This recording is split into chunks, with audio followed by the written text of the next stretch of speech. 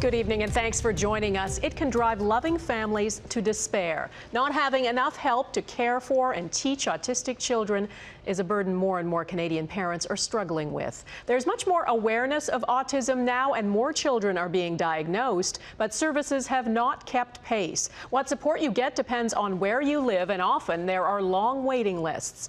Shirlee Engel reports tonight on the lengths one mother went to get help for her son. Good job. It was a heartbreaking choice for single mom Brigitte Forget.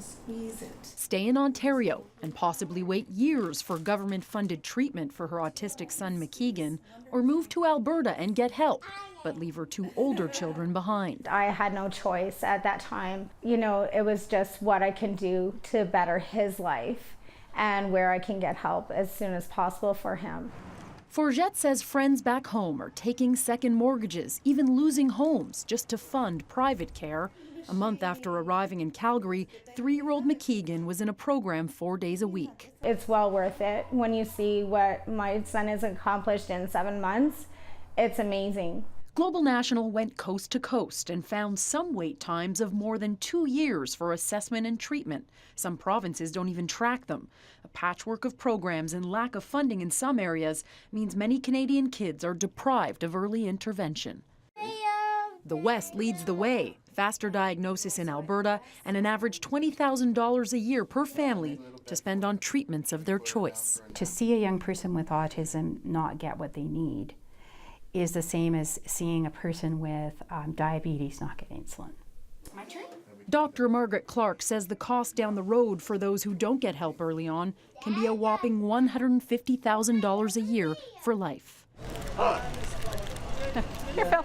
That's the impossible reality facing Ottawa mother Amanda Telford, who made national headlines when she dropped her severely autistic son Philip off at a government office in April.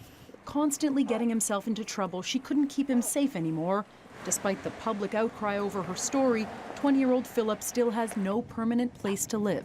It's been an up and down roller coaster ride. Telford says Canada's come a long way since Philip was diagnosed, but thousands of families like hers are unable to cope when their autistic children enter adulthood.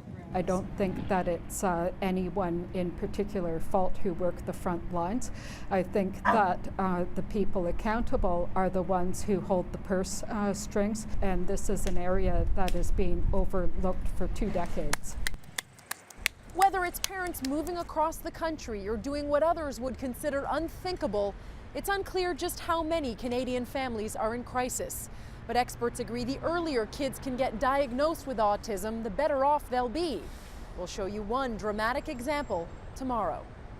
Donna? All right, Shirlee Engel in Ottawa, thank you. It is estimated autism now affects 1 in 88 Canadian children. That's up 78% in the last 6 years. Boys are 4 times more likely than girls to have it, and 1 in every 54 boys is affected.